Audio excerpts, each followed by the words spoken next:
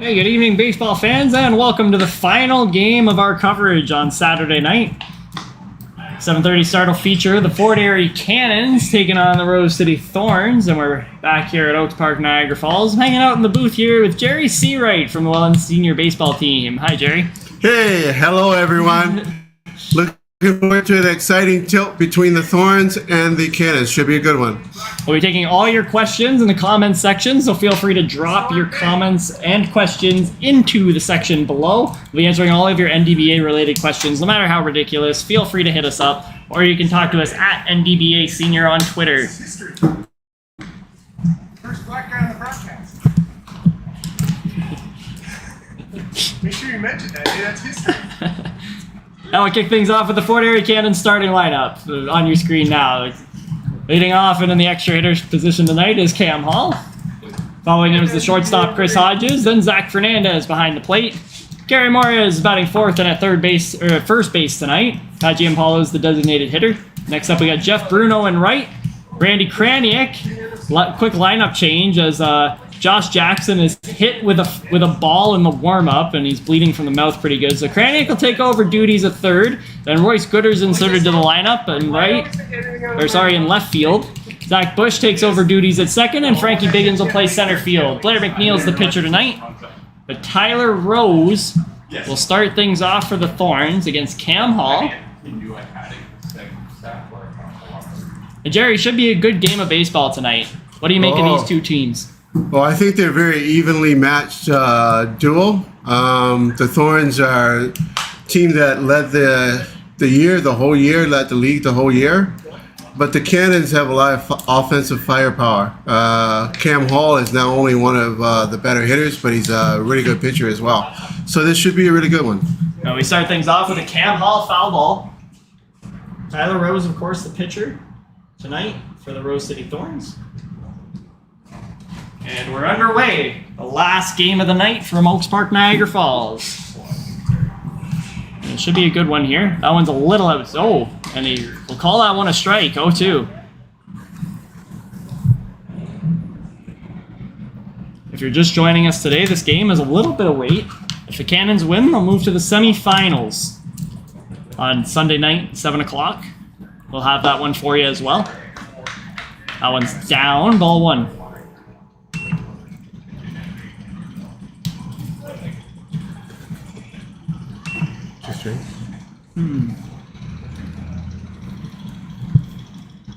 Still just a pristine day for baseball today. There it is, strike three looking. Cam Hall can't believe it. But he's down on strikes, and that's the first out of the ball game. One thing you can always expect when Tyler Rose is on the mound is that he's going to get guys looking. He's got a deceptive mix, speed, off speed. What do you like from Tyler Rose, Jerry? What do your guys see that just keep them off balance? Well, Tyler is a workhorse. Tyler is a guy who's always around the strike zone. Doesn't throw a lot of balls. He forces you to put the ball in play, and he's got decent velocity. Like that one there, pop up from Chris Hodges and Alex Davies all over that, 2 down.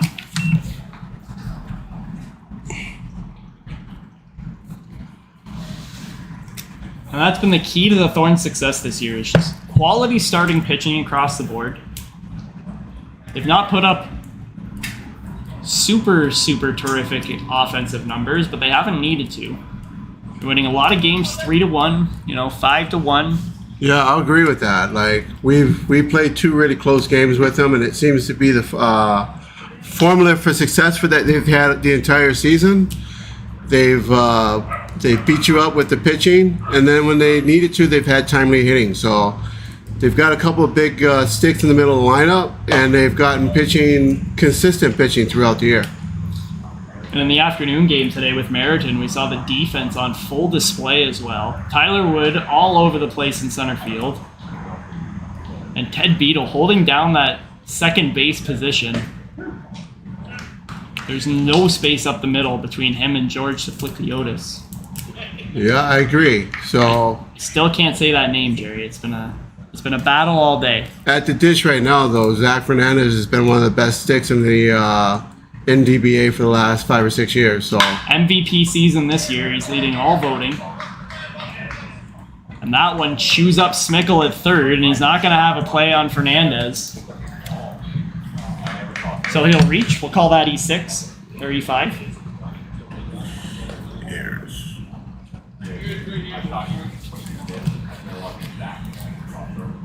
Yeah, the Cannons still have life here in the top of the first inning. Turn things over now to Gary Moraes. Also having a good year at the sticks.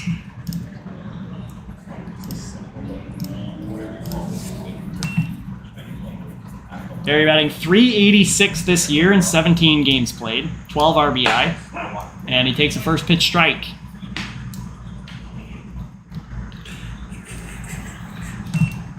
We can touch more at Fernandez on first and just speak to how truly fantastic his year was. In 62 at-bats, .484. He's got 30 hits, 25 runs. That one's popped up, and it's a quiet inning from the Cannons there in the first, as Tyler Wood makes the grab to end the inning.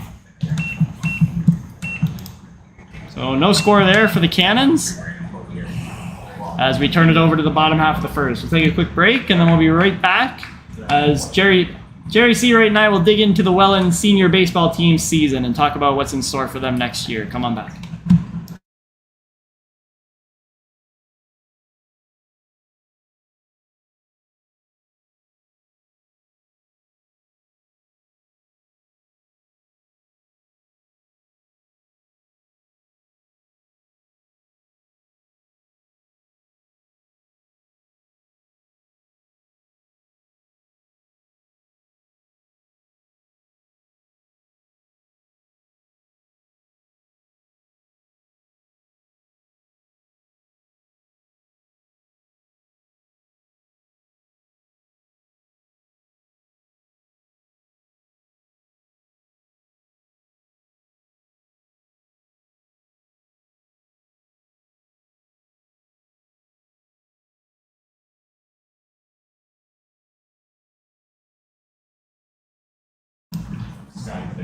And while Blair McNeil takes his spot on the mound and does his warm-up, we'll quickly go over the Rose City Thorns starting lineup, appearing on your screen right now.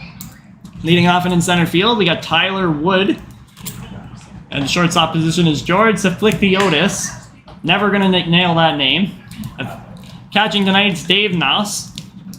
The extra hitter, Matt Holman, in cleanup spot. Then it's Ted Beadle at second base. Zach Decker is the designated hitter tonight, batting sixth. And then Alex Davey is at first base, batting seventh. Owen Novoselic is next in left field. Max Mickles at third base, and Matthew Arroyo in right rounds out the order. Tyler Rose, of course, the starting pitcher. So Blair McNeil on the hill. Not too many starts for Blair this year, although he's been in his fair share of games, but just 2 starts. This will be his third of the 2022 campaign. And we're here with Jerry Searight. Jerry, we're going to dig in a little bit in this half inning on the Welland Senior Baseball season, and just how you thought it finished off there for you guys. Well, obviously, we exited early from the tournament this weekend. We won our first 2 games, and then we didn't show so well today in our third game. But I thought overall we had a good performance from the offense today. Not enough depth in the pitching today. So all in all, the season was sort of a mixed bag. We finished in the middle of the pack, finishing 4th. For next year, I think we plan to add a few more arms, a little bit more depth in the pitching category. The offense was explosive. We had the OBA weekend last week. We scored 53 runs in 3 games. So we had good offensive showing. We just need a little bit more in the pitching. And do you think that's the step that this team needs to take in order to get themselves back into the top pedigree of the league? Yeah, I think that, for years and years, we were always one of the top 2 or 3 teams in the league. In the last 2 years, we've been more in the middle to the bottom half of the pack. Well, there's Bush doing the put out, and he gets Tyler Wood at first. But yeah, I think the big turning point for you guys was losing all of those guys to Meriton. It was really like it kind of came as a surprise, I think, to a lot of people. Yeah. But it really began kind of this rebuild, and now we're seeing a brand new Welland Senior Baseball Team. We're hoping this is the last year we called them that.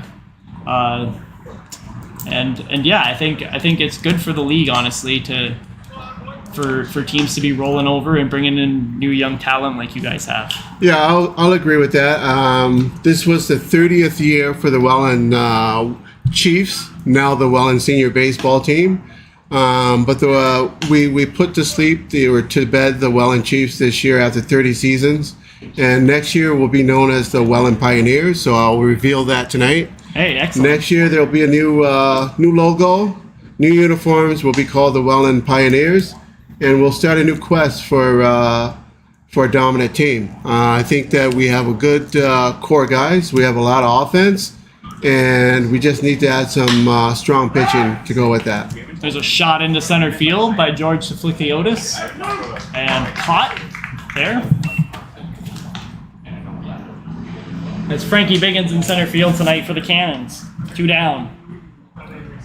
Now, where does the name Pioneers come from? Obviously, there was some kind of process in making the decision for picking a brand new team name, and you guys have found something that you've landed on and you liked. What was kind of the decision-making process there? Well, the decision kind of came from one of the veteran pitchers, the guy who played with me for over 20 years.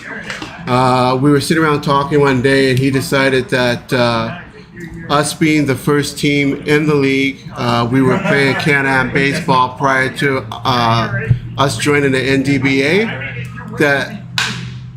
Oh, and there's a shot that could find the gap for Dave Noss, and it does. That's down in right center. He's thinking 3, but he'll hold up there. It's a 2-out double for Dave Noss. Dave is definitely one of the better hitters in the league. And he's proven it this weekend.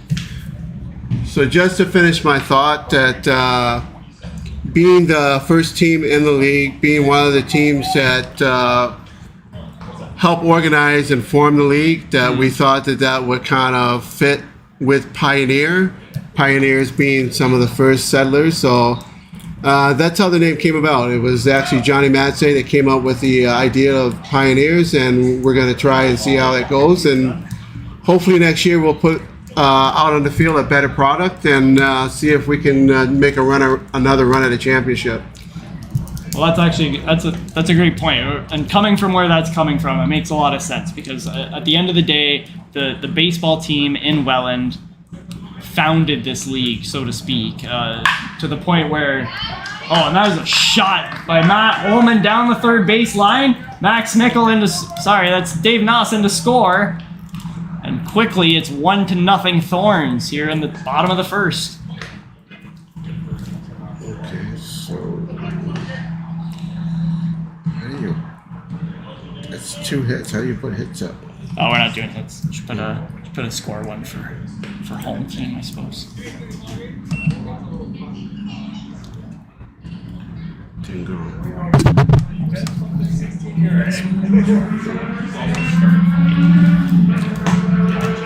So quickly 1-0, Thorns ahead. But yeah, when you put it like that, I mean, the name Pioneers really fits the Welland baseball identity. It just, again, the Chiefs were, in essence, the original NDBA team, so to speak. Yes. I know a lot have come and gone since then, but the Chiefs have remained, and I think this year it kind of came to a shock to everyone to see them have the name stripped so suddenly. Yeah. I knew you guys were going to do one more year of Chiefs, and then it just didn't happen that way. I know Ontario Baseball stood in and did what they had to do, but yeah, in essence, I think this is a great direction for the ball club, and it makes a lot of sense for you guys. Yeah, I'll agree with that. We're looking forward to next year. But how's that different than you just going straight up anyways?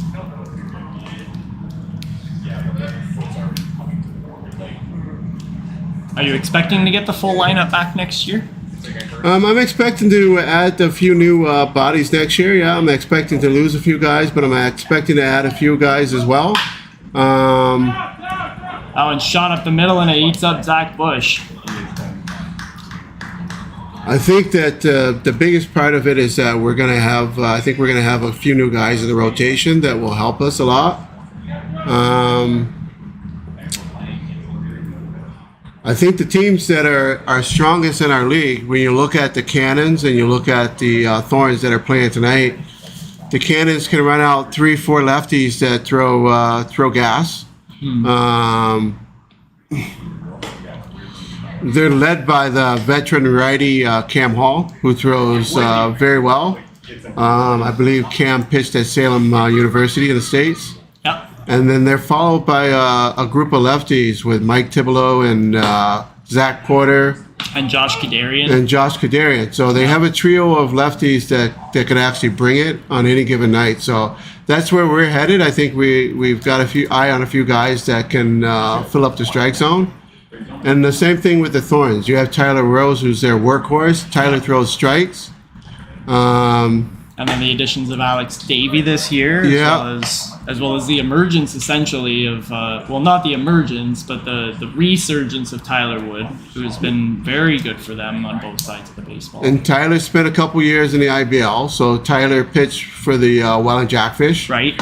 Tyler's been around. I believe he spent a little time with the Niagara Metros and Hamilton Cardinals. So there's a contingent with the Thorns of junior Hamilton Cardinals that you can tell they're well-groomed baseball players. Yes. And they come to play every single night. So. And I think that's just what skipper Chuck Holman brings to the team. I mean, he's coached all over, and right now what you're seeing is all of these kids that he once coached, and they're all coming over and they're joining him again, and that's the amalgamation of the Thorns that we see here today. I agree with that. Yeah. I think what's good for the league is that, like, with the Chiefs losing some players, I think some of the other rosters benefited from that. You see, the Alliance are a very strong roster. They're led by good pitching. They have Cam McKnight and they have Kyle Paris, and they've got Fusco and Brady that all throw. Those guys are all good ball players. Yep. I think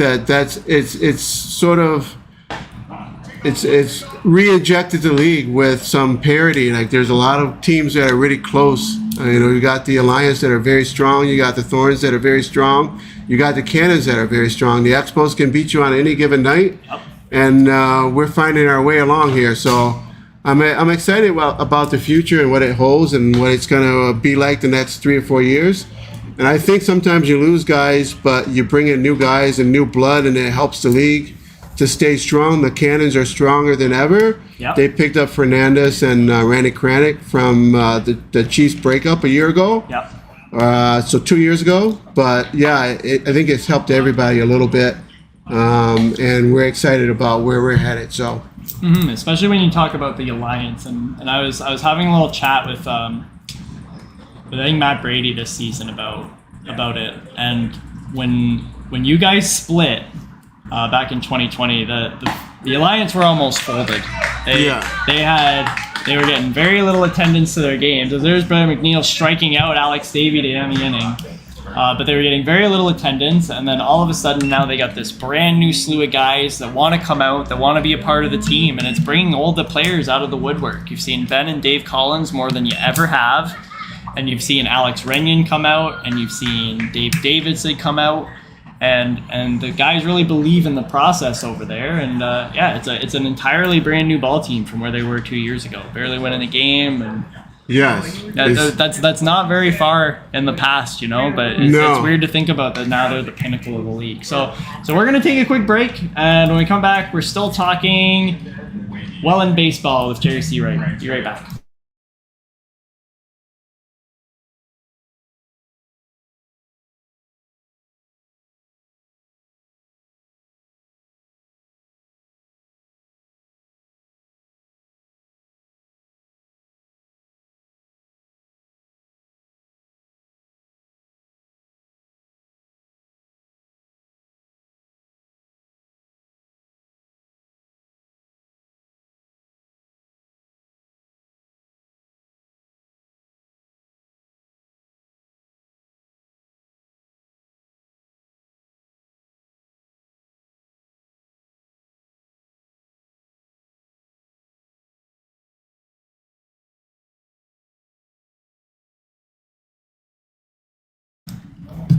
I just want to take a quick second to thank once again the Welland Jackfish Baseball Club. The 2022 NDBA Senior Championship live stream is presented by the Welland Jackfish. Get hooked with Niagara Summer's team by visiting wellandjackfish.com. Learn about the 2023 season tickets. Welland Jackfish, fans first, fun always. And we're back now with the top of the second inning, as opposed to what the slider says there. It's 1-0 Thorns. Run scored on an RBI single by Matt Holman.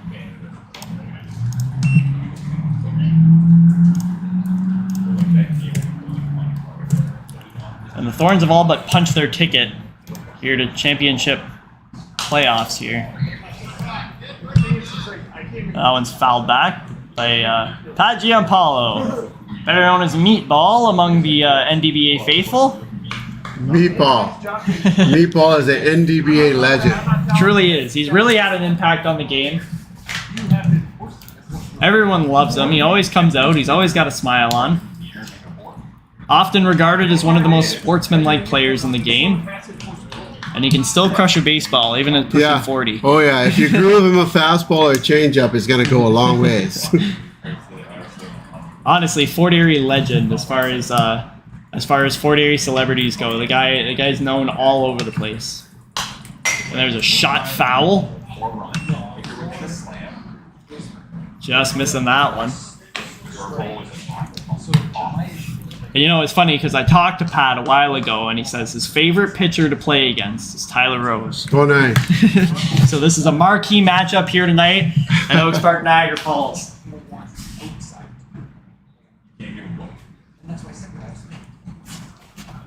And here's a pitch. On the ground. Davey quickly to his right. Over to Rose, one down.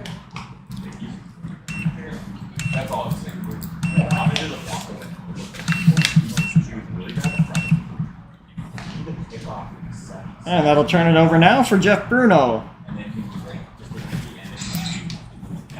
Bruno's had a good season. Of course, he loves his home park, Oaks Park, Fort Erie. 4 home runs this year. Yeah, Bruno's a guy that you have to pitch carefully, especially in Fort Erie, or the shoebox as I refer to it as. It's a short shot to the right field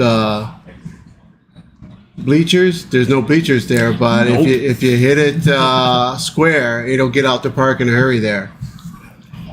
You're aiming for the Pee-wee diamond when you play there, because that almost feels like you hit a real home run at that point. Yes, sir. Yeah, there's a quick flip for Ted Beadle over to Alex Davey, 2 down.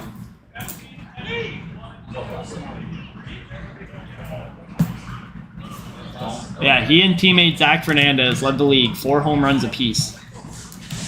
And there's absolutely no surprise there, is there? When you play 12 games a year at Oaks Park, Fort Erie, you're bound to knock a couple out. No, that's right. What would probably be a fly ball at the Welland Stadium is a home run in Fort Erie. So, but you still have to hit it square. You do still have to hit the ball. Zach Fernandez is undoubtedly one of the best hitters in the league. Former IBL player, former Welland Chief, but definitely one of the best players in the league. And he shows game after game that if you don't pitch him carefully, he'll hurt you.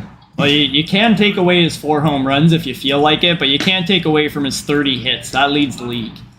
And that's just a sensational number for 24 games. Absolutely. Absolutely. I don't even think they played 24 games. Zach has 20 on the docket here, so that's incredible. It's 1.5 hits a game, basically. Yes.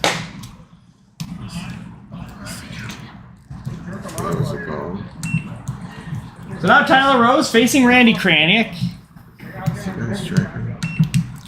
Kraniak we've touched on. He's been around the league. He's former Expo, former Chief, and former Welland Pirate.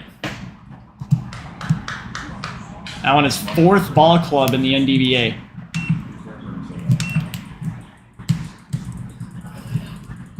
And that's got to be some kind of record, Jerry, when you think about that in the spectrum. Well, he told me one time he liked to play with every team in the league, so. Yeah, he's making a case. And there's Smickle across the diamond in time to get Randy Kraniak, and Cannons go down quietly in the top of the second. 1, 2, 3 for Tyler Rose and the Thorns. Bottom 2 coming up. We'll be right back.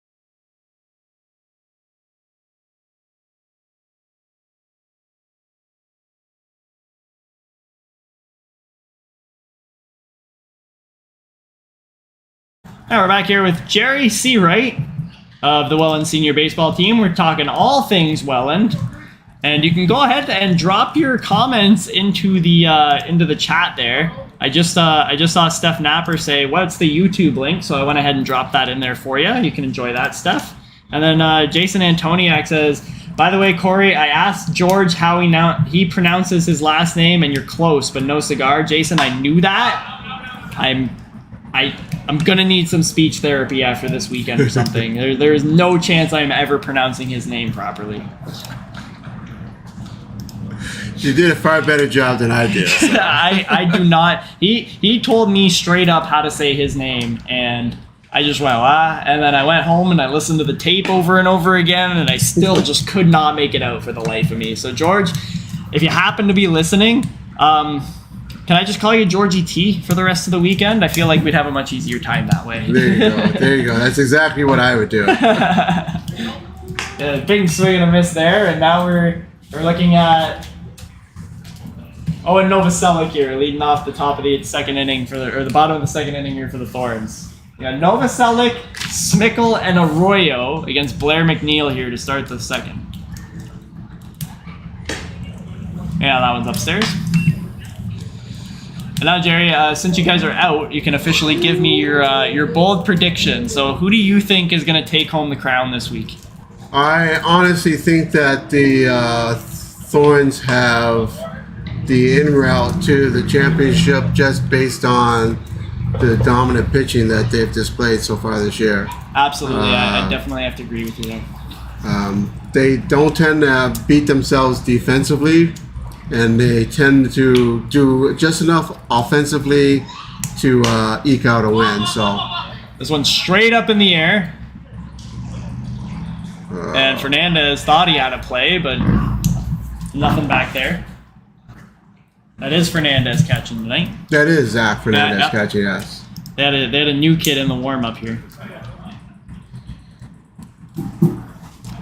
Yeah, we're hanging out. 7:30 p.m. start tonight. And again, feel free to drop your questions into the comments. We're answering all things NDBA.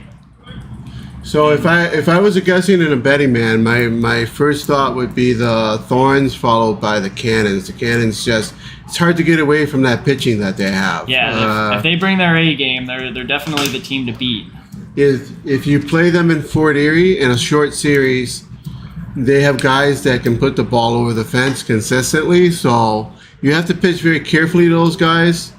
But the Thorns have shown a real resiliency that they pitch well, they play good defense, and they do just enough offensively to eke out a couple of runs to beat you. So yeah, they are primed to repeat for sure.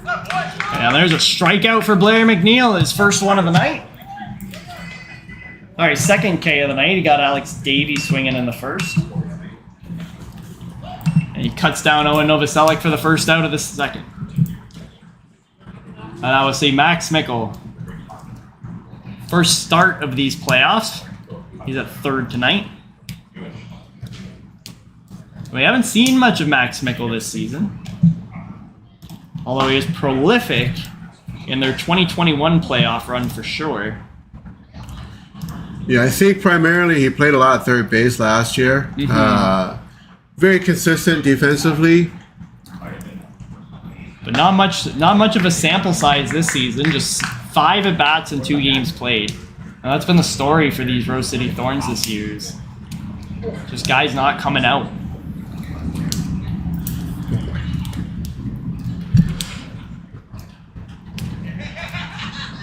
Yeah, here's a pitch, and that's upstairs.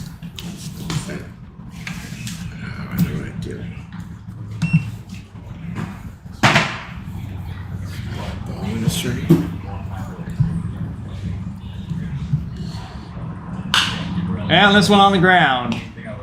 Hodges across the diamond in time to get Smickle 2 down.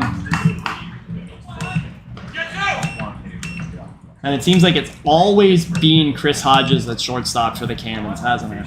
Chris has been very, very consistent. In the 29, 30 years I've been around, Chris, every time he's at shortstop, he plays pretty close to flawless defense. They had a gentleman there for a little while named Steve Olenek. Steve was very, very good as well. But Chris is a very versatile player. Chris can catch. I've seen him catch. I've seen him play second. Seen him play short. So you can move him around the infield. He doesn't hurt you. And always a reliable bat in the lineup. This one poked, but Zach Bush has a beat on it. And he'll stop that one before it hits the ground. Falling play for Zach Bush. Retires the side. 1, 2, 3. Go the Thorns in the second. Top 3 coming right up. Stick with us through the break.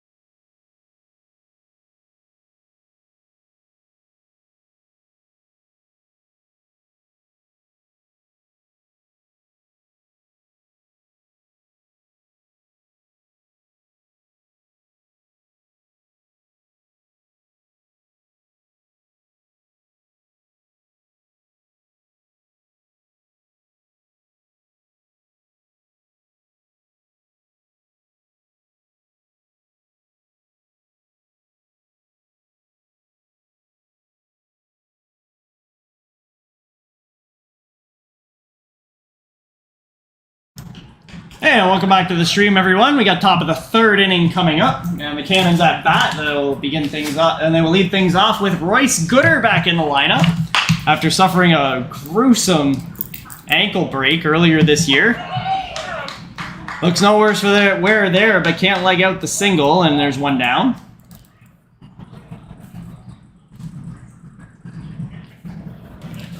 Another good put out by Georgie T there. I think that's just what I'm going to go with for the rest of the weekend. Or for as long as I'm calling Georgie. It's just going to be Georgie T. Till he pays for my speech therapy.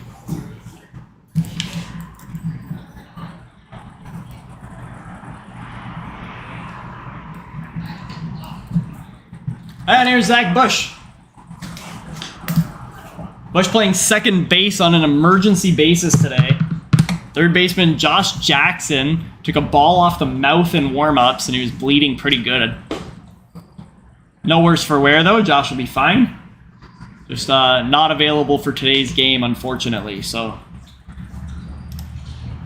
hey, we got a comment in. Here's Jake saying, just tuning in. How did the Thorns score? Oh, that's a good question, Jake.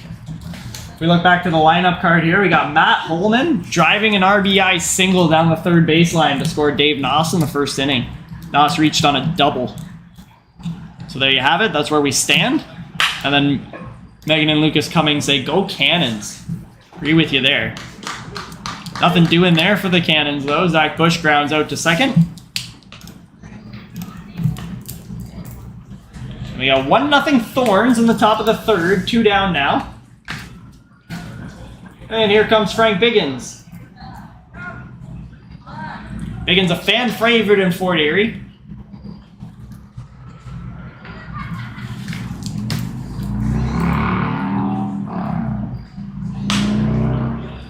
And he slaps that one foul, 0-1.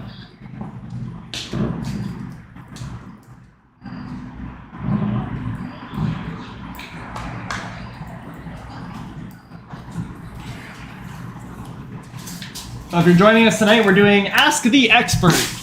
I'm the self-proclaimed expert at NDBA Senior or at that one news guy on Twitter, or you can just comment your questions into the comment section below. We're chatting with you. Ask us any NDBA related questions. We'll try our best to answer for you, no matter how ridiculous. Megan Lucas Cummings says we're a tired squad. I imagine everyone is after this weekend. It's also the longest playing Cannon alongside myself whenever I can get out.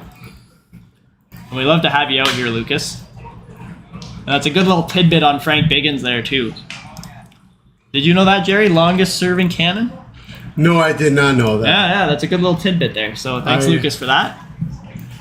Although, of course, we know Frank Biggins has been around for a while, but when you look at some of the guys that are on that bench, you'd be surprised to know that he was the longest serving. Very surprised. I actually would have thought it would have been Justin Hall. So Yeah. yeah. Well, I mean, maybe in essence it is. Hall doesn't lace him up these days, but No, that's true. but he is on the bench, and They still have the likes of Chris Patterson, who's been around the NDBA. oh, see, yeah, there's another name I thought might have been up there as longest serving. He's been there for a couple decades. So Of course, we know who the longest serving NDBA player is in Yeah. general, and that would be on your bench, Jerry. Look at that nice shot throw. there from Frankie Biggins, but it's swallowed up there. Oh, that was a quick inning. And Yeah. that's Noah Novoselic in left field making the play. It's a 1-2-3 inning for the Cannons as they go down quietly. Let's just some comments here, and then we'll go to break. Yeah, that's probably Lucas Cummings there saying, Justin, myself, and Frankie, 18 years. Wow, that's quite a long time, Lucas. Yeah, all three. Look at you guys go, man. You guys are still repping Fort Erie, going balls deep as best you can. Yes, absolutely. And we love to see you guys out there, man. But yeah, no, I can imagine that probably John Maslai is the longest serving NDBA player at this point. John would be, yes. John, this year would be John's. Well, actually, I believe John still has 1 year behind me, so. Oh, is that right? Yeah, he stopped playing 3 years ago. Well, do you still lace him up, Jerry? I do not still lace him up.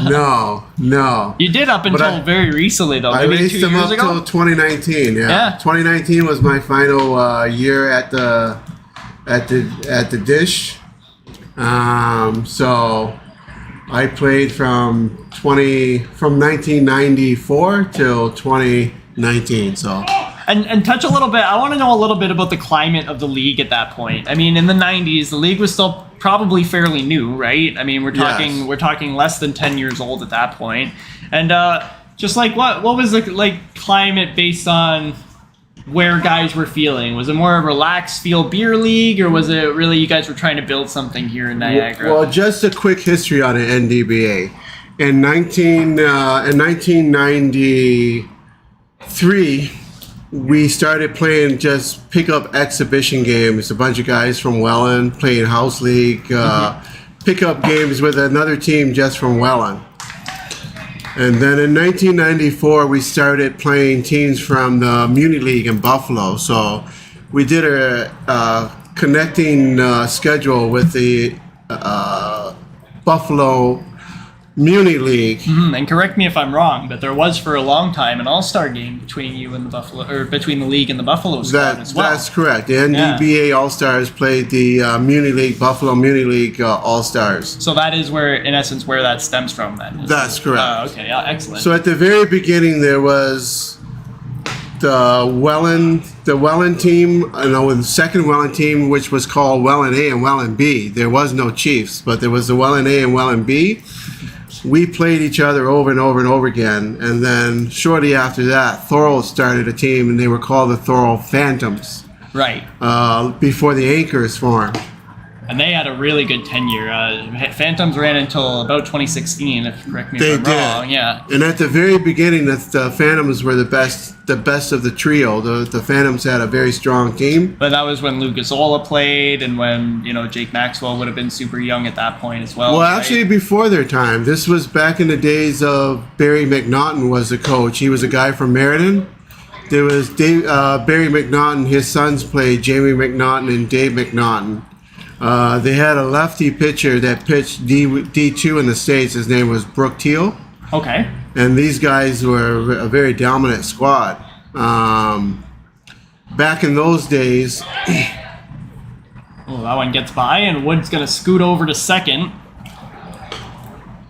Sorry, this is Blair McNeil facing Georgie T. We're giving up on the last name now, but we all know what we're talking about.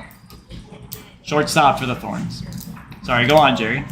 So back in those days, there was teams from Buffalo in the Muni League called the Home Run Derby and Erie Buffalo, Coons Contracting, and a bunch of other teams. They played the three teams in Niagara, and that's how we got our baseball in. We played those teams, and we made a constitution, and we called it Can-Am Baseball. So it was Canada American Baseball. We ran a tournament every fall that we called it the Fall Classic out of the Welland Stadium.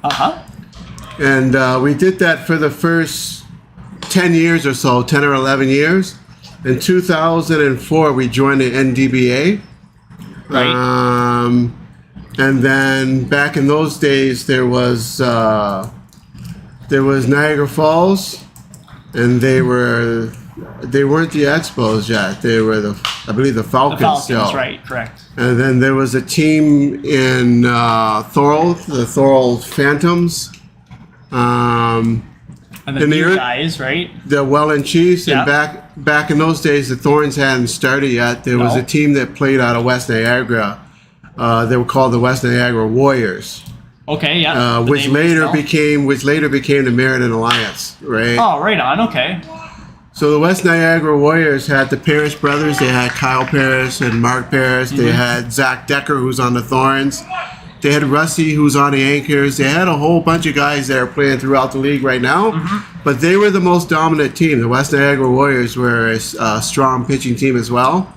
Mark Parrish was one of those guys that could fill up the strike zone very often. So they were the powerhouse of the league back in those days. And I believe in the inaugural year, the Chiefs won 2004. The Chiefs won the NDBA title. And I believe that's the last time we won a championship. Oh, no way. 2004. Oh, wow. So it's been quite a long time coming for you guys. Hey, you guys were on the brink a couple of years ago. You made it all the way to the finals. And then, Yes. then just come up short. I believe that was to the Expos. We played the Expos in the final in 2019. Yeah. There was a shot from Dave Noss. Rounding third and getting the stop sign is Tyler Wood. So, but as consistent as our team was in the late 90s, I would say 90, or I should say in the 2000s, 2014, 15, 16, 17, we had a very strong roster. But we were in the finals, I believe, of the league championship and the OBA championship of a couple different tournaments, and we just never could seem to get over the hump. So, Lucas Cummings says, don't forget the Mariners from Thorold too. They were the worst team ever. Apparently. That's right. The Thorold Mariners that before that, after that became the White Sox, I believe, the Thorold White Sox. Back in the Matt Pine days when he played in Thorold. Right. Yes, I do. I do remember Piner telling me that he used to be a Thorold faithful, but yeah, the Mariners is an obscure name for me. I don't think I've ever been anywhere close to that. Yeah. Yeah. Again, as much as I am the self-proclaimed expert, we're only able to go back about 5 or 10 years with me, guys. I'm slowly learning my NDBA history through guys like Jerry, but we got some holes to fill. So again, we're glad to have you on here today, Jerry. We're giving everyone a good NDBA history lesson. Yeah. So Jake says, big boy at the plate. That's right. It's Matty Holman. He's got an RBI today. He's 1 for 1. And he's got ducks on the pond here with Dave Noss on first and Tyler Wood at third.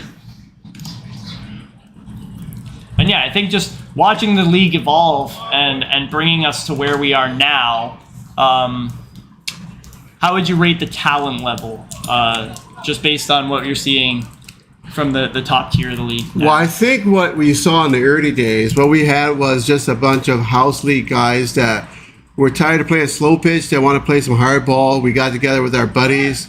You know, we played some decent baseball. We drank a lot of beer. And we really didn't focus on the small components of the game, where now we didn't have a lot of guys that played college ball or a lot of guys that played university ball. We just had a lot of guys that were buddies that played. Now when you look out throughout the league, what you have is a bunch of teams that are recruiting guys that... Oh, tagging and scoring there's Tyler Wood on the knock by Matt Holman. Second RBI of the game for the big man.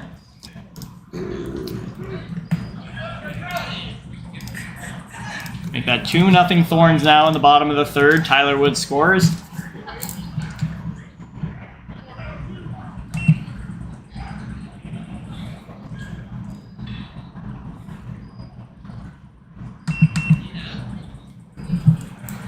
So I think what you got now is you get a lot of guys, coaches in the league have reached out and they've started adding a lot of guys that either play JUCO ball, D2 ball, OUA ball. You've seen a lot of guys that have gone through university. I just think when you look at the team we played earlier today, the Expos roster, that roster is stacked full of guys that have played either Brock University, Niagara College, D2. Erie County, You've got guys that played at Gannett University. So that roster is stacked full of guys that have all played university ball. A lot of them have gone through Scott Bullett's program, right? Got scholarships or got signed to play either D2, D3, D1. Some of them played at Salem University. So when you look throughout the league, almost every team has a couple of pitchers, a couple of ball players that have played, university level baseball. So it's made for a much more competitive league. Mm-hmm. You see a lot less teams that are putting a product out that make a lot of errors, and it's not a sloppy game anymore. Like now you have to put guys out that can hit mid 80s and guys that can feel the ball, throw the ball, run the bases, or you won't be competitive in this league. So. Yeah, absolutely. And more to your point is you also look at guys like Nick Weglars and Dave Davidson this year, who have actually been on MLB squads, and now they're repping this league, and it's really cool to see. We have most definitely we've had a definite increase in talent over even just the course of the time that I've been here covering you guys. It's phenomenal to see. I think the elevation is probably good for the league. Yes. And doing more things like this, getting the word out there, showing people that hey, this is good baseball is bound to create more of a buzz around it. And in doing that, you attract more good players. Right? I agree with that. Yes. Ooh. Oh, that one's popped and it's gonna drop foul. Just. Well, I certainly think with this broadcast being somewhat sponsored by the Welland Jackfish, the Jackfish have put out a very good product. Yeah. The guys who run the program there, they put out a very good product, and they everything they do is very organized. It's a top-notch organization. Ryan Harrison and Jason McKay, those guys, they run a really good deal.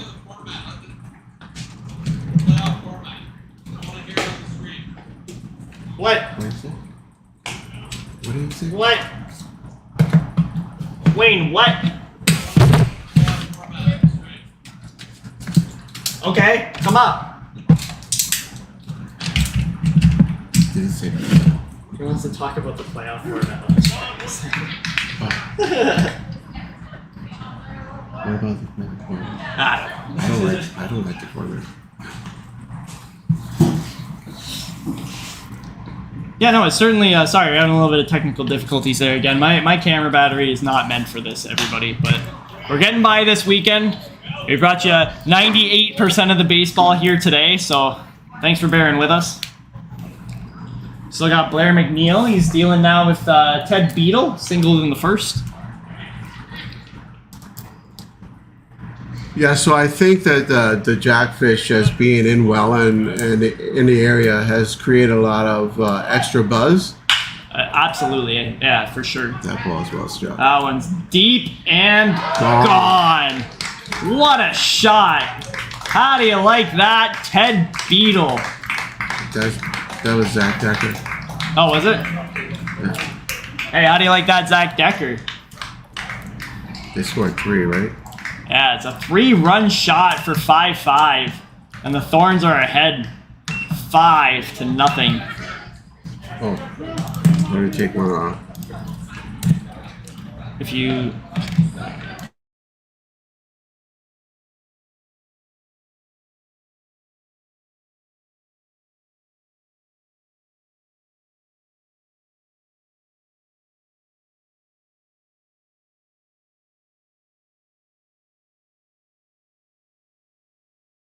So big inning here for the Thorns, and now they'll keep it going with Alex Davey playing first base tonight.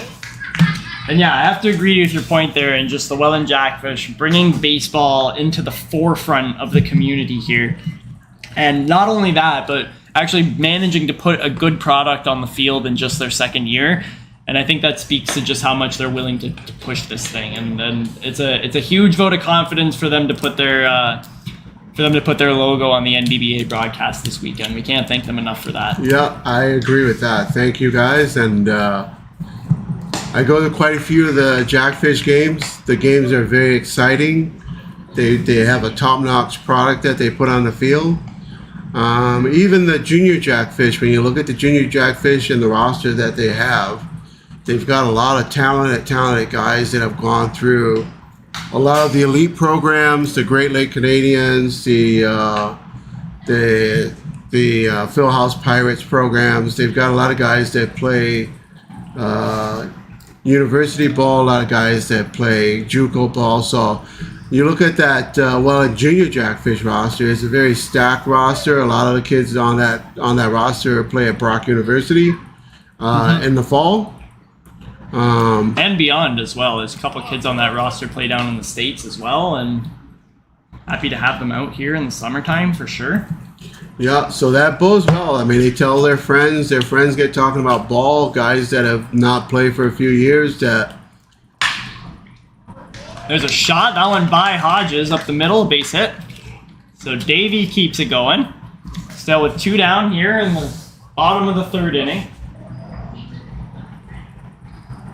Yeah, and if you get your friends talking about quality baseball in Niagara, and then they don't necessarily make the junior Jackfish, you would think that this would be the next stepping stone for them, no? Yeah, exactly. I think that's a lot of the case. A lot of guys that either have aspirations to play IBL that either don't quite make the roster, or guys that have the ability to make the roster but don't want to travel and make the commitment. Mm-hmm. A lot of those guys end up here, and there are guys that have been in the IBL that couldn't make the commitment because they have families now, Or they work, or they have work, or both. etc. You know. Yeah, there's 2 or 3 guys here tonight that are on the field that played Yeah. IBL ball, and so Look yeah. at the guy who just went yard.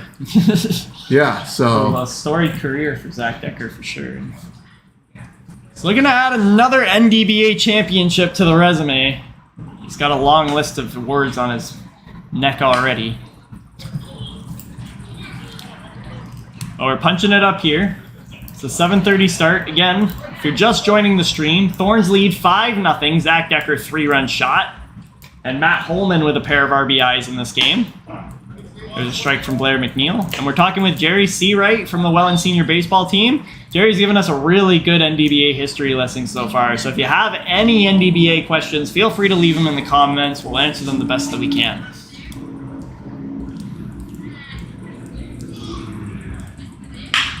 There's a shot into center field. Bagan's not going to get there. So it's another single.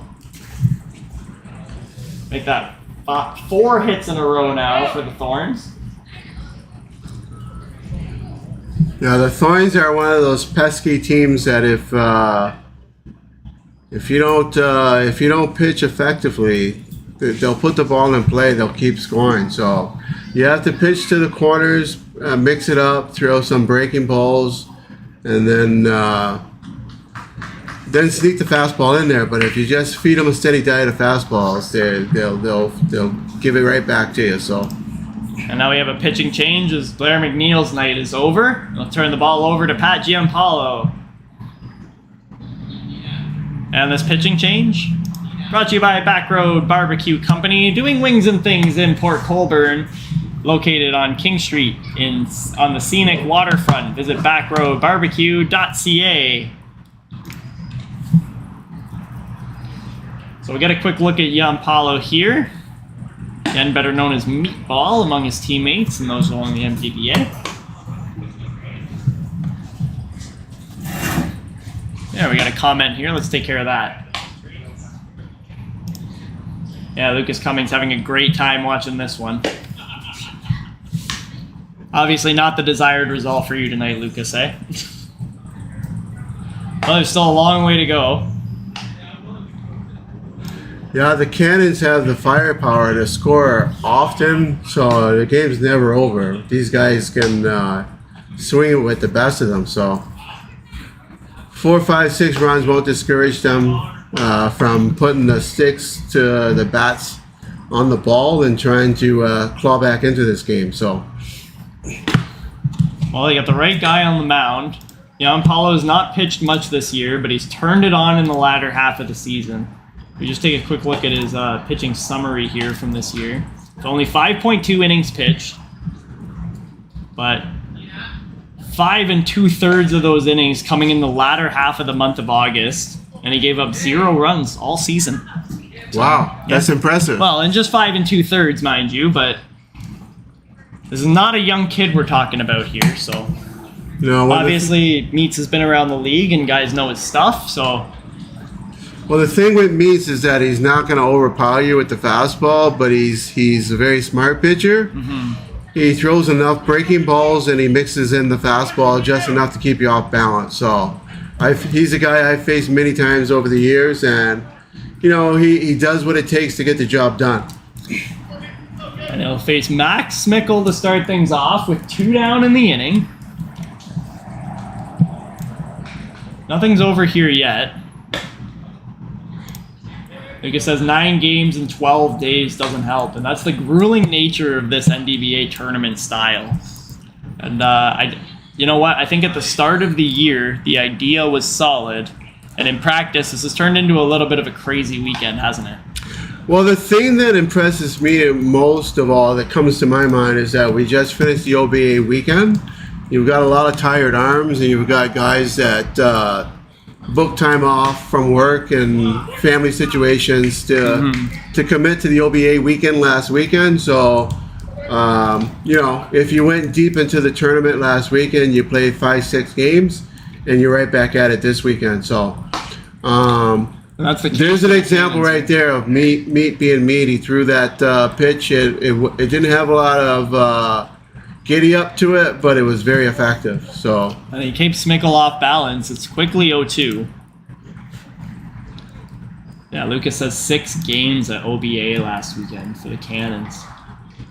And you're not the only one, Lucas. I mean, you saw the Anchors have an early exit from this one. I think they knew that their bed was made before they come into this tournament, and they just kind of folded. They still have games to play in the OBAs though, so it's not much of a surprise. Yeah, I think like we played them yesterday, and they didn't have their A squad. Neither did they tonight. There's Fernandez with a gunning throw, and it's over the head of Zach Bush. So in to score is Alex Davey. Make it 6-0 now for the Thorns. This could get ugly. Is this 6 or 7? They scored 5 this inning? I'm pretty sure it's 6. Dave White has a comment asking if the light is out in 6 total score. So perhaps we did miss one there, Jerry. I don't see where. I have. Novoselic at second. No, my scorecard's right, Jay. We're at 6-0. It's 6? Okay. Yeah. I can't have missed one. So it's 6. Okay, I got 6. They scored a lot with 2 outs. Where's the 7 though?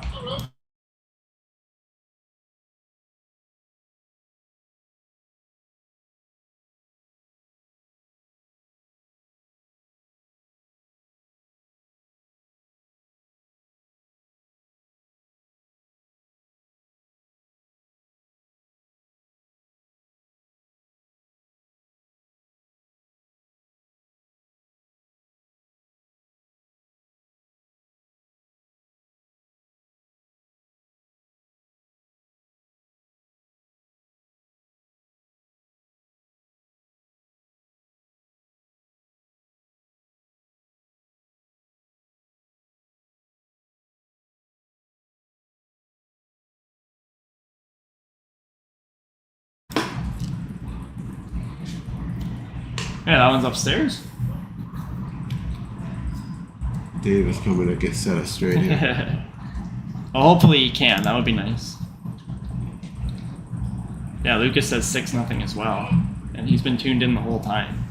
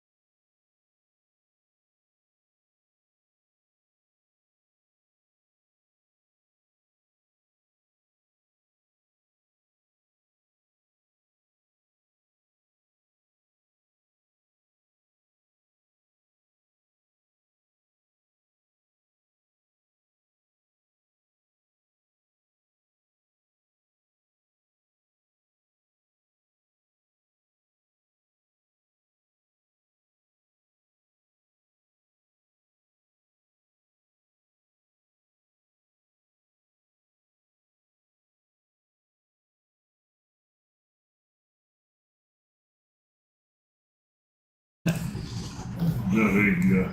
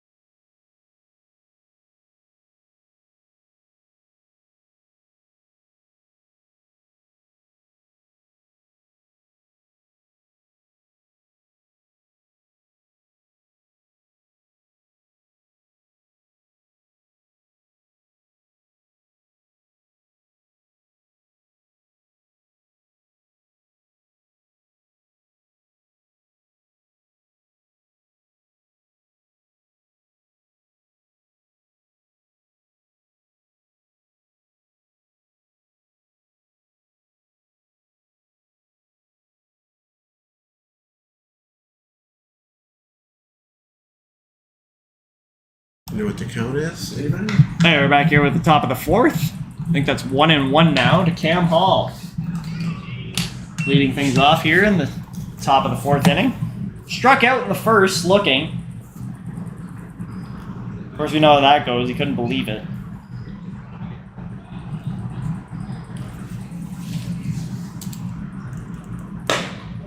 And outside. Thanks, Dan.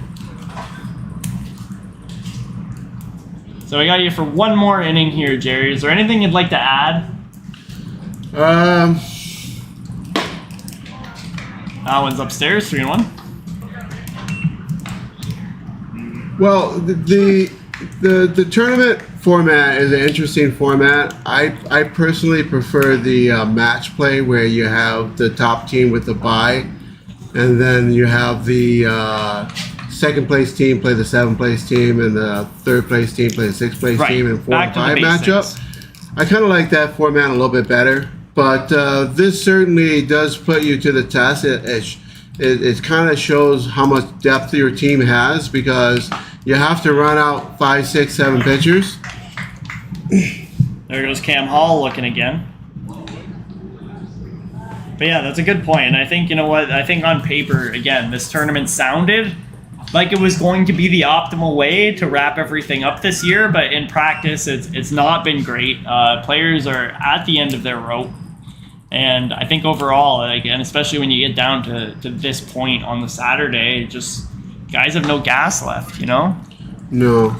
What I would like to see actually is maybe in the next couple of years where we get to where we have the playoffs done before the OBAs. Yes. And then we just have the finals to contend with after the OBA. So I know a lot of other leagues. I talked to a couple of the coaches during the OBAs, and they try to wrap it up just before the OBAs, where they're down to the final 2, and then the championship series takes place.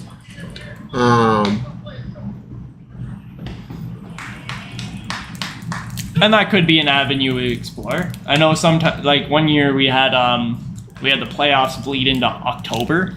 Yes. Which is not, again, it's not the worst thing in the world. I know guys would like to have the baseball season over by mid-September, right around where we are right now. But at the end of the day, it's about getting all the games in, which we weren't able to do this year. No, that's right. And now we're rushing around trying to get these playoffs done, trying to get OBAs in, and it's proven to be a lot.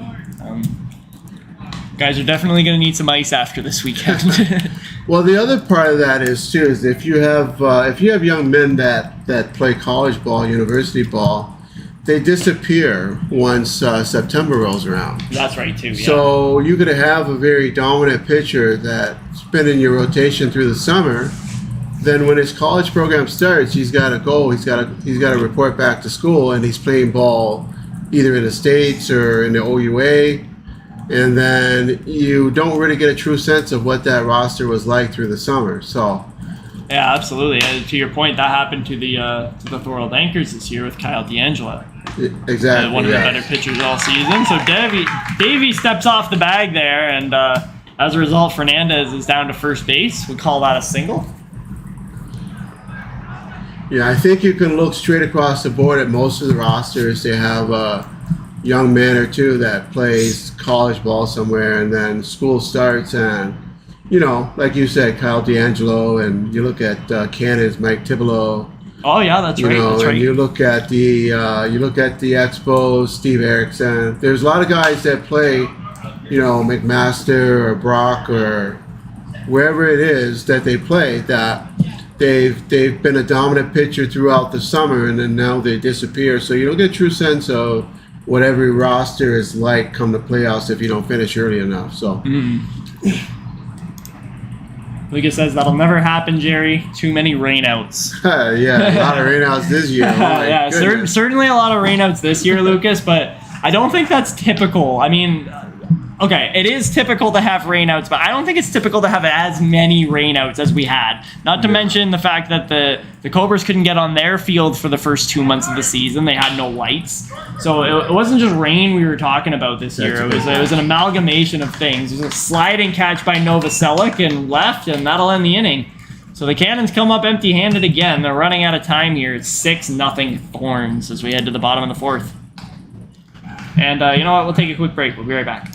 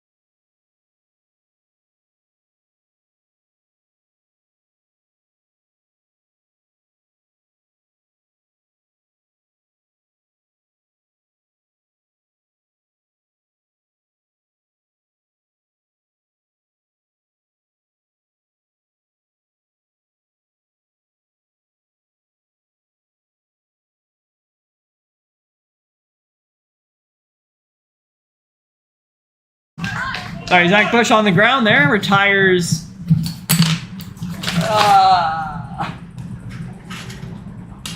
Top of the order. Tyler Wood.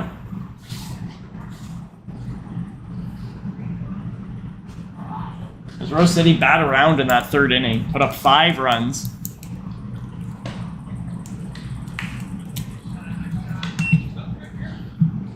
And here's Georgie T. My new best friend. We're on a nickname basis.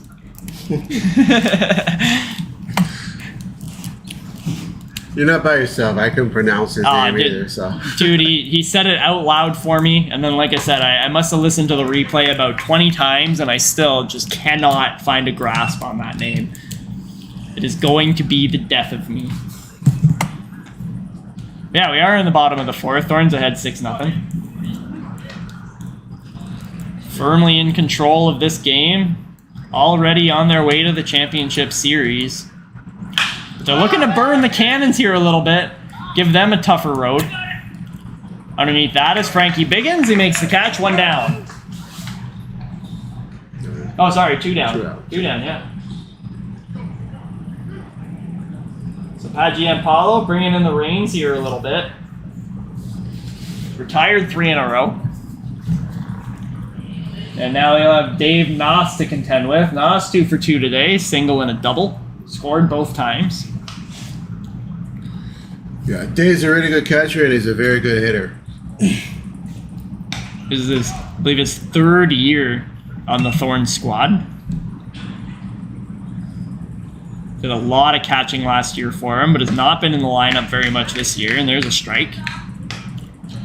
Well, the Thorns are a team that has always had a really strong catching. They had, before that, they had Jason Filardo. Yeah, that's it, Jay Filardo. And so they've always had really good catchers in there. They had a kid named Ian Sider that caught part of a season. Mm-hmm. And I mean, even this season, you got Noss back there. You got Novoselic who can catch. And that's a way off balance swing. So Gianpaolo makes quick work of the Thorns here in the bottom of the 4th. Looking good so far for Meatball. 1, 2, 3. As we head to the top of the 5th. We'll take a quick break. We'll be right back. Yeah, of course they had Drake Nadeau for years.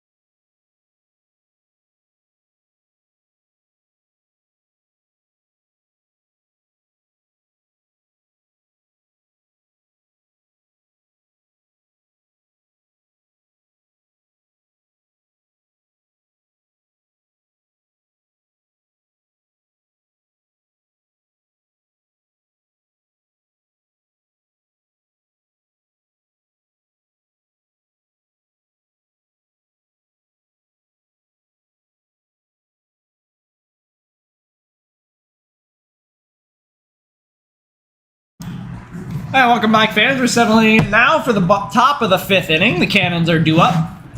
And we'll start off with Pat Gianpaolo, followed by Jeff Bruno and Randy Kraniak. All due up in the inning for the Cannons. And if you're just joining us, Tyler Rose on the hill for the Thorns, spinning a gem, 1 hit, 4 innings so far, no runs. Only batter he's allowed to reach base is Zach Fernandez, twice. Check swing, but he did.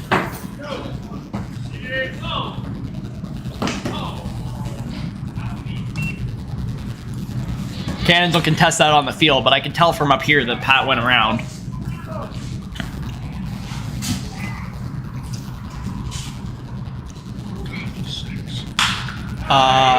Five.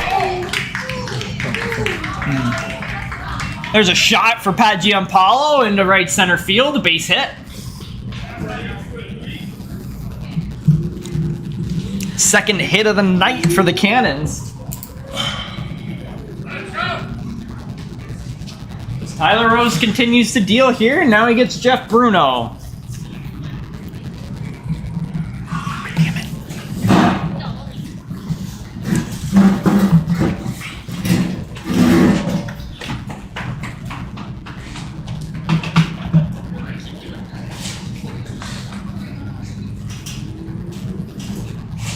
Yeah, Bruno had a fantastic season. We touched on his 4 home runs already. That one on the ground. Stays fair and chews up Smickle. And that's a base hit.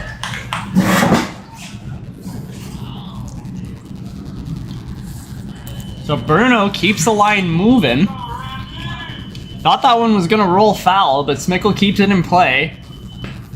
And then he can't make the play. And now there's 2 on and nobody out for the Cannons. We'll also call that E5, second error of the night for the Thorns. Second error of the night for Max Smickle.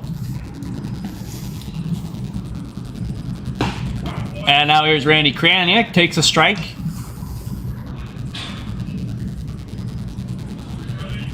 Kraniak grounded out to second base in the second inning. 0 for 1. And there's a shot.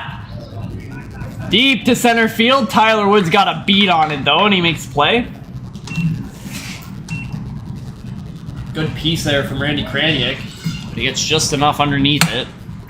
And there's 1 out in the inning. Gonna turn it over now to Royce Gooder, the left fielder.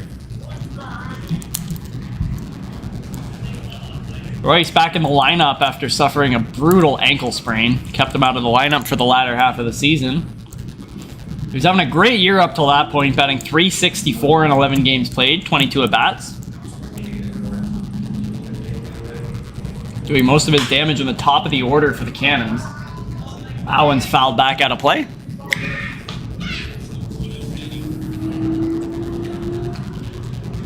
Royce is one of those young kids that hugged the bench all the way into parlaying himself into a starting job for the Cannons. He's come a long way in just a short time. On the ground, Rose to second for 1, and they'll have no chance at 2. But they get the force out, and they make Jeff Bruno trot back to the bench. 2 down.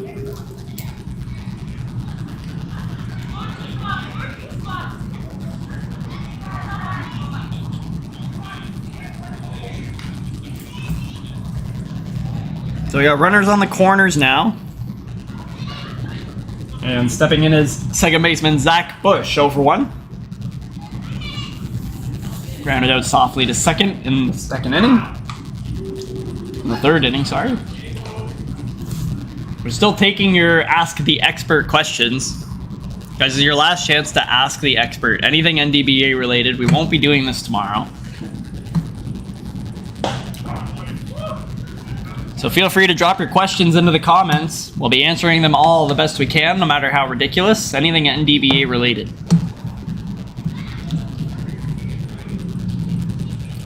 So Bush takes a strike, 0-1. And he pops that one foul, 0-2. Of course, if you join us tomorrow for the 3 o'clock broadcast, we'll be doing another giveaway on stream, so make sure you join us for that.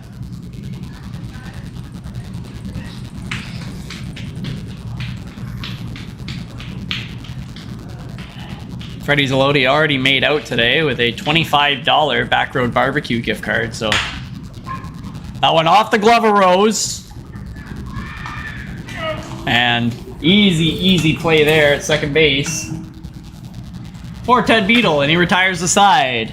So the Thorns still in front 6-0 as we make our way to the bottom half of the 5th. Stick with us through the break.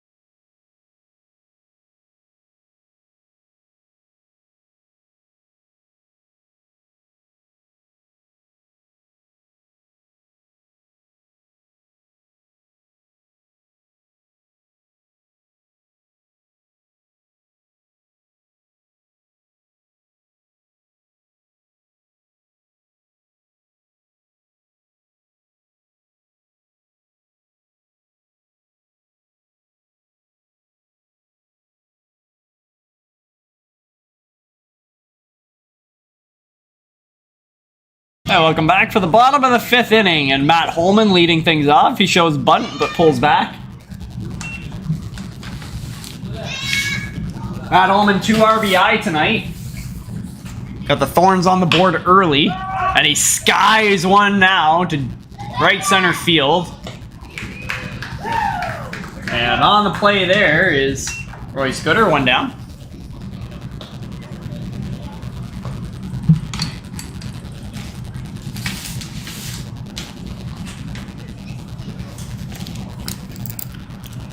So that'll bring up Ted Beadle. Beadle 2 for 2 today, a couple of singles and a run scored.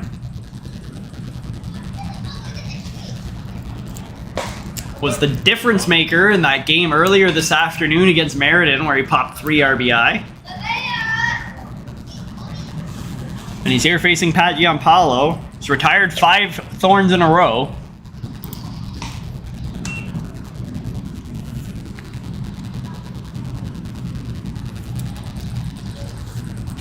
And the 1-1. This one popped up again to left field. Gooder's under it.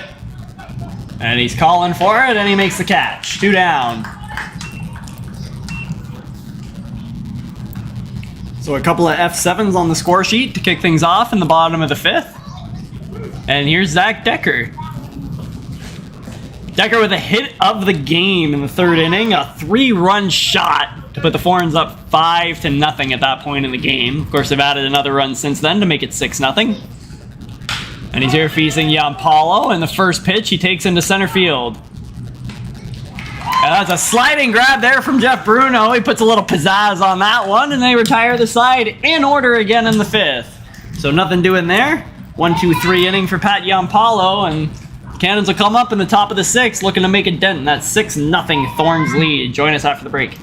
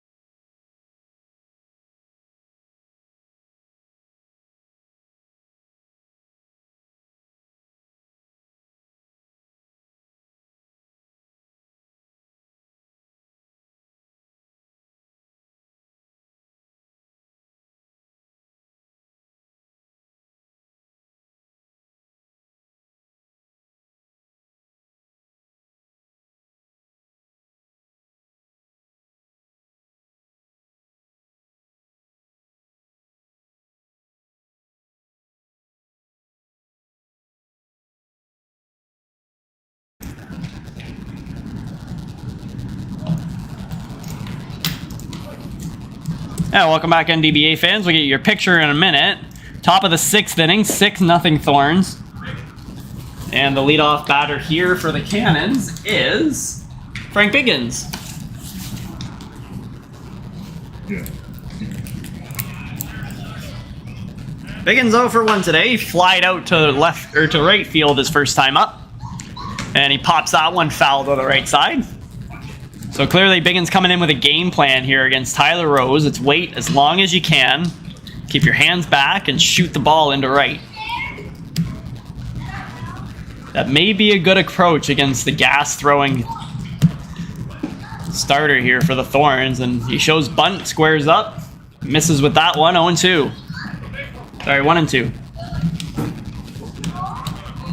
We'll learn today on stream Frank Biggins One of the longest serving members of the Cannons, 16 seasons. And he takes that one down, 2-2. Those are Steve Derry numbers, if you're familiar with the Cobra second baseman. Rose takes the sign and he sets 2-2. Just a little bit high, full count. I was taking an extra long look at that when he thought he had him. Payoff pitch. Fouled it back, still alive.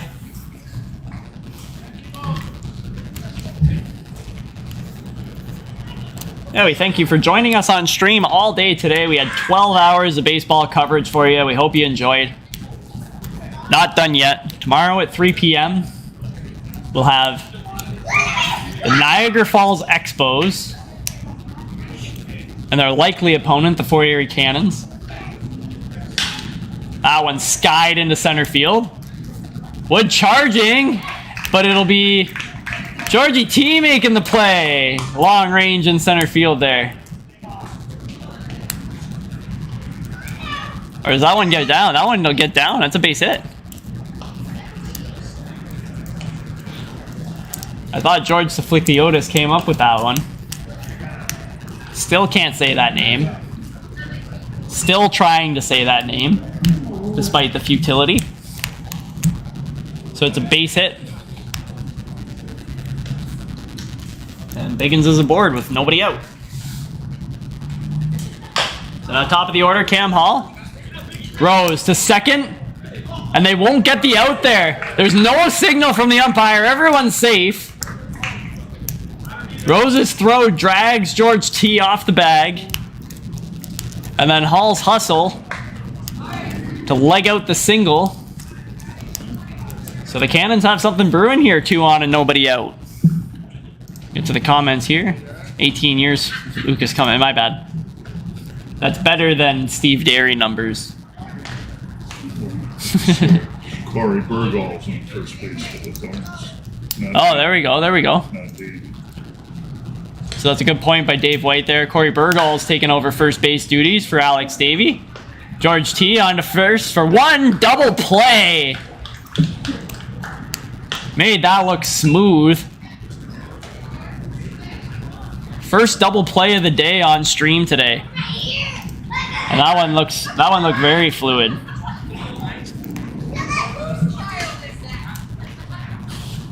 And that'll crush the Cannons' hope at a big inning here. Although it's not over. Zach Fernandez to the dish.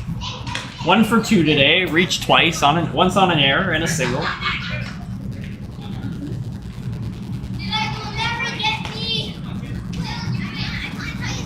So Biggins down at third. Fernandez is the batter facing Tyler Rose. And he takes a first pitch strike.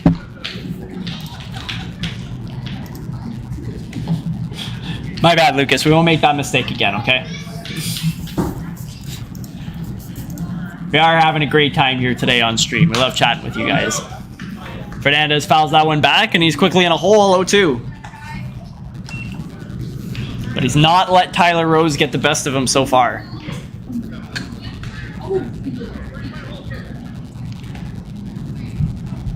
And one thing you notice about Fernandez, strikes out very, very, very seldom. Just 5 Ks and 76 plate appearances.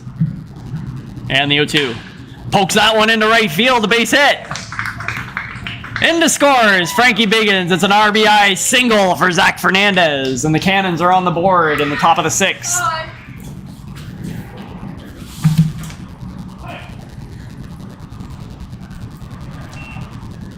And always count on Zach Fernandez to deliver in a big moment like that. And he shows you once again why he's made a case for MVP this year.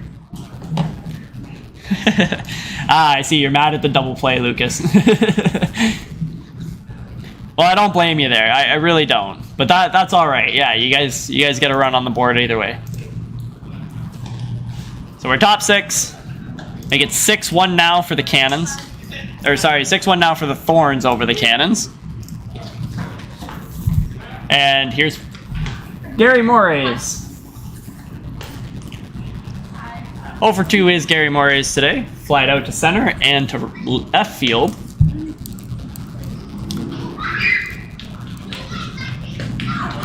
And he takes a strike.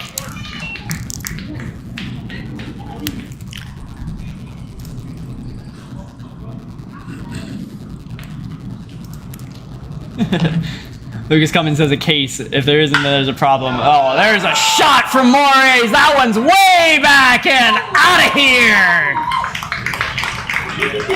How do you like that? Gary Morris takes the ball over the wall in left field. A 2-run shot, and the Cannons are back in this one.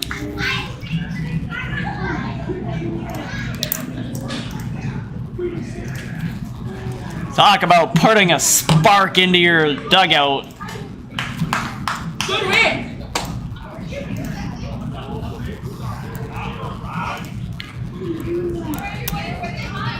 What a shot from Gary Morris. And now Noss and Rose regroup quickly on the mound. They got to deal with Pat Giampaolo now, who can very likely do the same thing. He's definitely got the power for it.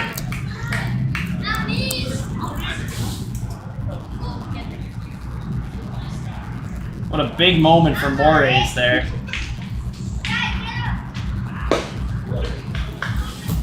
Stands in, takes a strike. Or a ball, sorry. That's Morris' second home run of the season. And there's a chopper from Pat, and that'll bounce foul. So it's 1-1.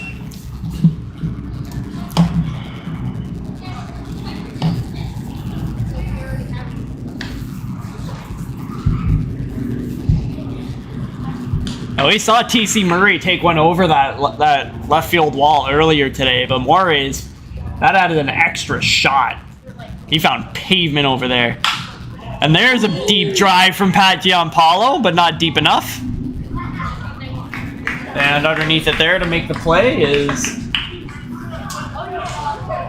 Matt Arroyo, and he ends the inning. So the Cannons get 3 runs. The exclamation point is the 2-run shot by Gary Morris, and we got nearly a brand new ball game. It's 6-3 Thorns headed to the bottom of the 6th. Join us after the break.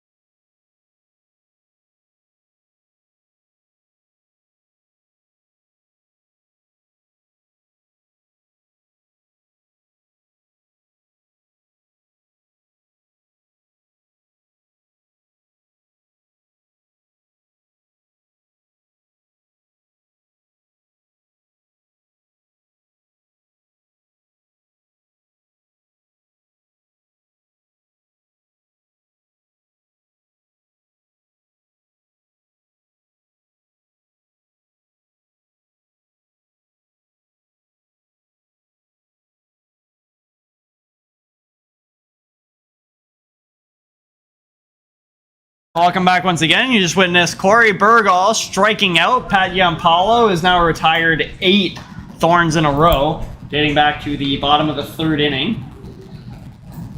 And he'll get an Owen Novoselic, the left fielder. Dishes first pitch strike. So if you're just joining us now, Thorns lead 6-3. They scored 5 runs in the bottom of the 3rd inning. Novoselic pops that into the right, and that's going to get down a base hit. He's going to try to stretch it into a double, and he does. So some heads-up base running there from Owen Novoselic. Takes a bloop single and turns it into a double. And that's the first hit off Pat Giampaolo since he's come into pitch in the bottom of the 3rd inning.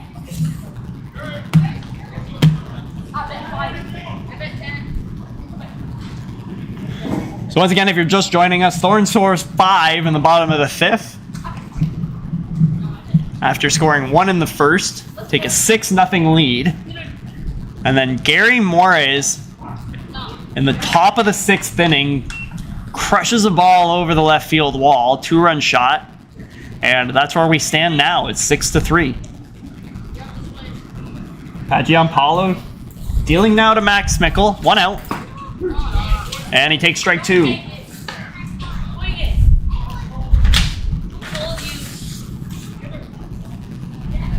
Giampaolo's been effective so far in his 2 2/3 innings of work. That one just missing outside, 1-2. Hey, we got more comments coming through here. Let's take it out. Bottom of the 3rd, scored 5. Yeah, that's right. There's a big, big inning there for the Thorns. And it's got them where they are now. Throw down, and they're trying to nab Novoselic sleeping over there at second is Fernandez, but the fielder makes his way back. Lucas, you've been a gem through this stream, man.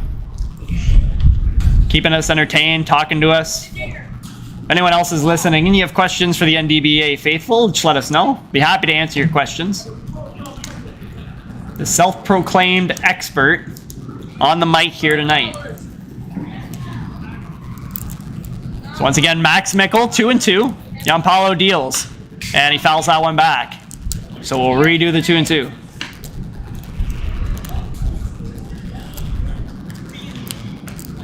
If you watch the Cannons pretty regular, you know they're never out of a ball game.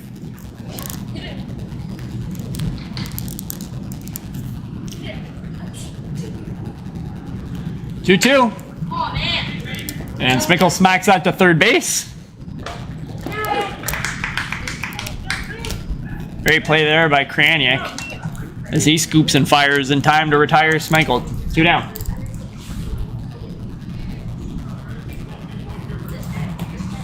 Now it's the number 10 batter. Yeah, Matt Arroyo. He's manning right field tonight. 0 for 2. Popped out to second and struck out. And he takes ball 1 away.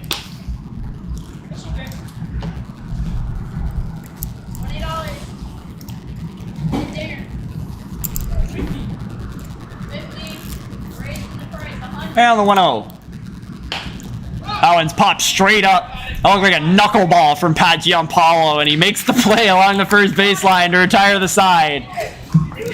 So Giampaolo is solid in his 3 1/3 innings. He's kept the Thorns at bay and kept his team in at 6-3 as we head to the top of the 7th. Join us after the break for the final frame.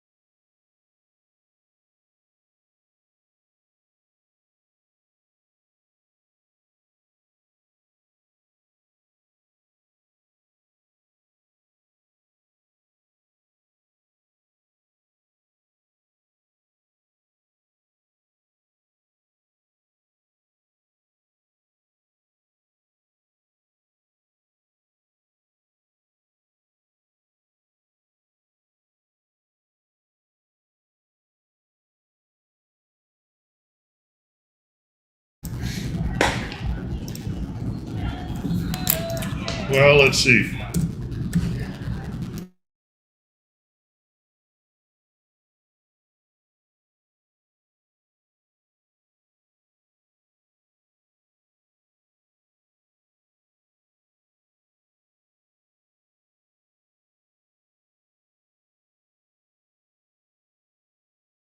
Should be a late move with that. Welcome back, top of the 7th. Looks like Chris Patterson standing in for the Cannons here. And he lines that one back up the middle. There's Tyler Rose taking over at short. It's not Tyler Rose over there at short. Right fielder. 22. So a bunch of defensive changes coming for the Thorns here in the bottom of the 7th. With the new pitcher, George T, taking over. Of course, that's Saflikiotis. Still can't say that guy's name. Still trying.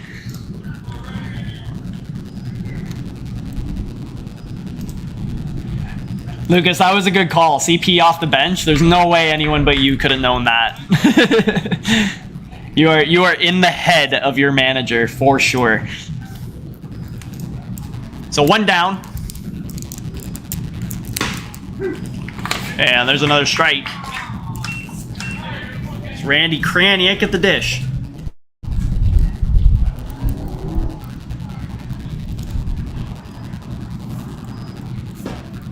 Quick pitch.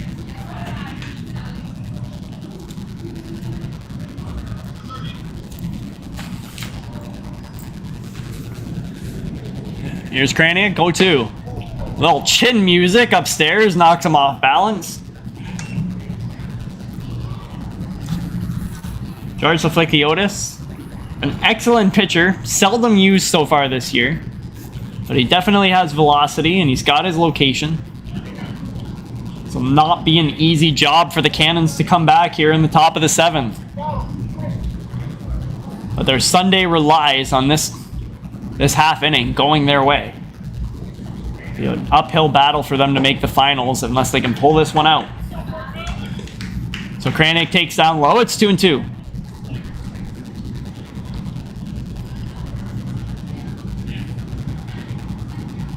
And Georgie T winds up. Long leg kick there. And down low, ball 3. So Kraniak's worked the count. It's now in his favor. And here's the payoff pitch. Inside, ball 4. So Kraniak patient at the plate there. Goes down 0-2, but works the walk. Still one down in the inning now. And it'll be Royce Gooder.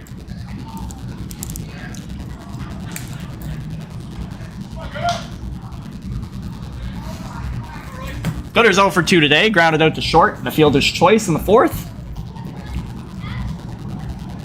Looking to do some damage here and keep the inning alive. Fouls that one back.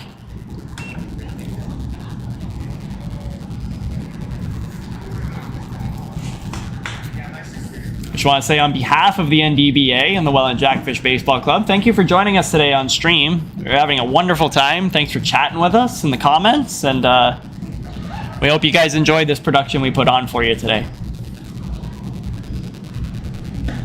That one's down away, 1-1.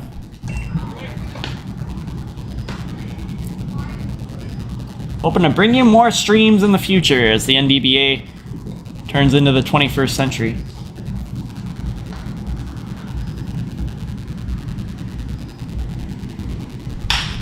And there's a shot into left field coming on. And not making a play. That was Owen Novoselic in there on left field. It's been pretty steady out there all night, but he had to charge on and he couldn't make the sliding grab there. So the Cannons threatening again. They got 2 on with 1 out.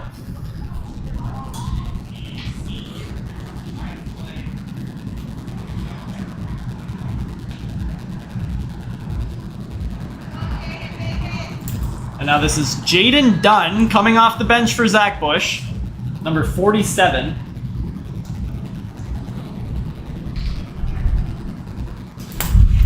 Dunn's been used situationally, but he's a Cannons rookie. And now we have a stoppage on the field. It looks like maybe a pitching change for the Thorns here.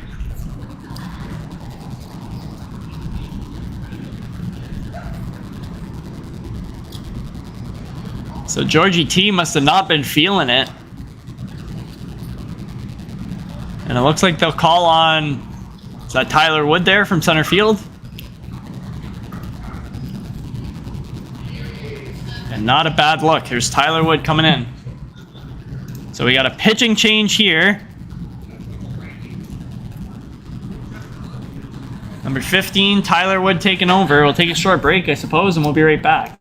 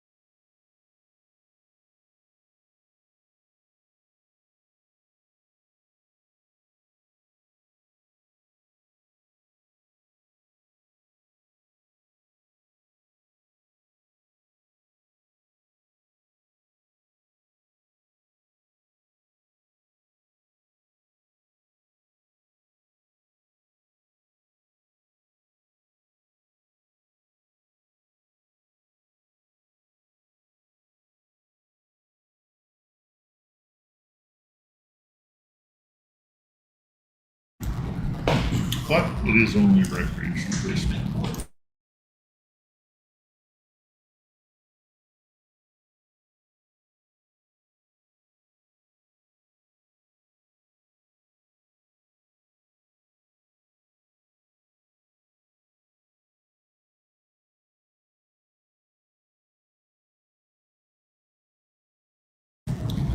So the new pitcher's Tyler Wood for the Thorns. First batter up, Jaden Dunn coming off the bench.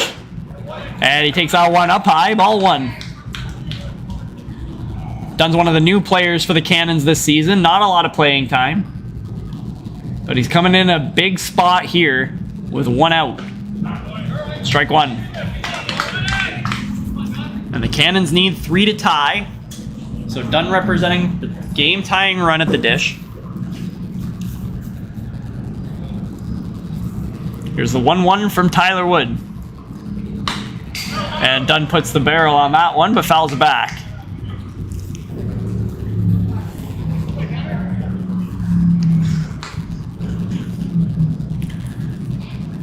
So if you've been with us all night, thanks for that. If you're just joining us, Thorns lead 6-3. A 5-run third inning for them. And Gary Moraes has the big shot of the game, a 2-run jack to left field. And that's pretty much where we stand. Top 7. 6-3 Thorns. 1-2. In there. Strike 3. Dunn goes down looking.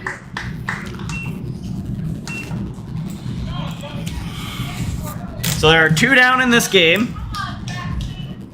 Got another pinch hitter here in Josh Jackson. He was supposed to start at third base today, but he took a ball off the mouth in the warm-ups. It was absolutely pouring blood out of his face. So here he comes in a pinch hit situation, hitting for Frank Biggins with 2 down. And he is the game-tying run at this point in the game.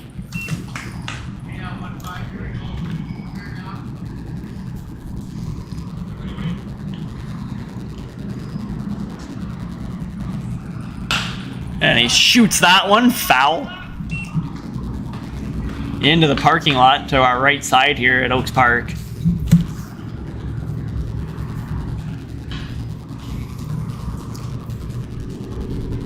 Another spectacular night for baseball. We can only hope this rolls over into Sunday.